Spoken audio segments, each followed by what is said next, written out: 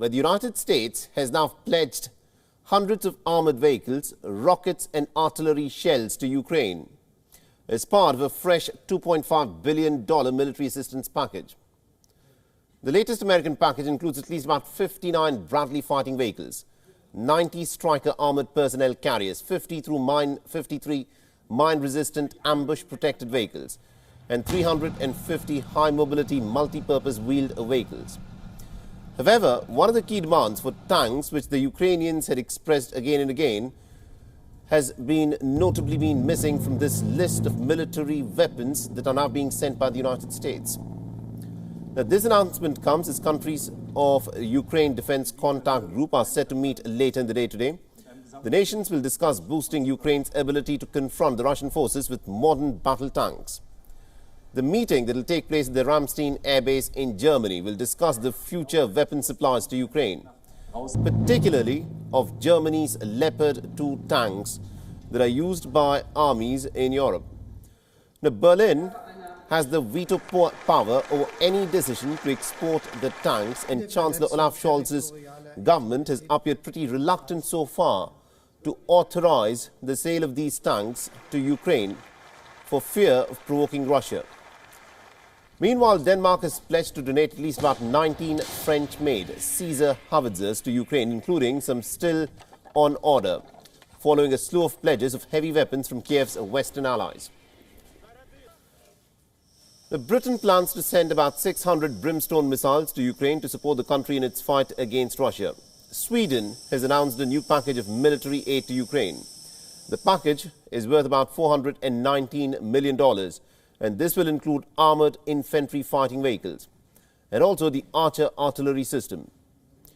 While these countries have pledged to supply Ukraine with more weapons, Kiev's forces have already received more than 230 tanks from Poland and also the Czech Republic. The United Kingdom has agreed to provide about 14 Challenger 2 tanks to Ukraine. Other than tanks, Ukraine has also received other forms of combat vehicles. The United States has sent more than 2,000 vehicles, including mine-resistant ambush-protected vehicles and also Humvees. The United States and Germany are sending Ukraine an array of armoured vehicles, including 50 tank-killing Bradleys. And of course, this list does not cover the numerous missiles, drones, guns and ammunition that has already been sent to Kiev. Now, all of this comes after the Ukrainian president had urged the Western nations to supply Kiev with more arms and ammunition as soon as possible, saying that this would actually help guarantee the security of not just Ukraine, but also that of Europe, as Kiev fears that winter will give the Russian forces enough time to regroup and launch a major offensive in the coming weeks and months. Ukraine, for the moment, is pushing for the Leopard tanks, battle tanks, which Germany manufactures, which are held by an array of NATO nations. But there's a catch to this. After Germany's approval, the transfer of these tanks will be possible. So the new German defense minister, Boris Pistorius, has a critical decision to make in this war. He must decide whether or not Germany and other allies will send Leopard 2 tanks to Ukraine. And Ukraine's allies have been putting pressure on Germany to supply these tanks. Pistorius even met with the US Defense Secretary Lloyd Austin just hours after he was sworn in during the meeting. The Pistorius said that it was NATO's responsibility to take action. Listen in. Putins entsetzlicher Angriffskrieg auf die Ukraine hat der NATO die Chance gegeben, sich als das zu erweisen, was sie ist, nämlich ein tragendes, ein stabiles Bündnis, das sich reaktions- und handlungsfähig gezeigt hat und weiter zeigen wird. Dafür bin ich sehr dankbar. Und insbesondere deshalb, weil dieses Fundament, auf dem die NATO steht und auf dem das Bündnis steht, eines ist, das sich an gemeinsamen Werten orientiert, an einer gemeinsamen Strategie, gemeinsamen Vorgehen und gemeinsamer Verantwortung. All right, so this of course remains a key decision that has to be made in the course of the next 48, 72 hours. And to give us more perspective in terms of what these weapons transfers will mean for the war in Ukraine, we're being joined by Lieutenant Colonel Daniel Davis, who's a senior fellow and also a military expert. He's, of course, joining us live on the broadcast. Now, Lieutenant Daniel Davies, this is a critical moment in this war, isn't it? Because at this moment, Ukrainians are demanding for more weapons to be sent to them. Especially Volodymyr Zelensky has said that it is time that the West actually backs Ukraine with more weapons and heavy weapons. Do you think that the United States and Germany would be willing to transfer the tanks which Ukraine is asking for? Well, we're certainly going to find out pretty soon here. But based on all the evidence coming out of Washington earlier today, in Washington time, right now, it seems the administration's holding firm on a no.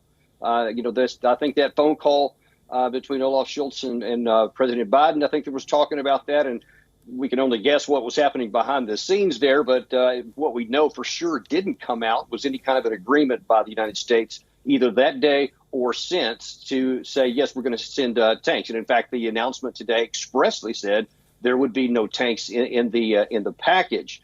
But I do caution a little bit of, I guess, maybe an understanding of what really is at stake here and what's not. I think that there's too much expectation that these modern tanks are going to make a decisive difference. And especially in the numbers we're even talking about possibly, it's not going to. Certainly not in the near term. It's going to take a lot more than just getting some of these modern weapons before they're actually converted into combat power on the ground. And that is going to take some time and a lot of training, not just individuals, but units to be able to use those things effectively. And I don't think there's much appreciation for that in the West.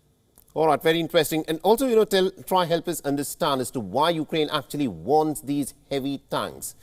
It is pretty insistent that for the war to now proceed in the direction that Ukraine wants this war to now go, they say that they want tanks. What we saw in the past, through the course of this war, is that the tanks were hammered by the use of drones. This is what happened in the siege of Kiev, where Russia had surrounded the city of Kiev with a 40-mile-long convoy of tanks. And this, of course, was a siege that was broken by the Ukrainians by the use of drones. Why does Ukraine now want to use tanks of its own?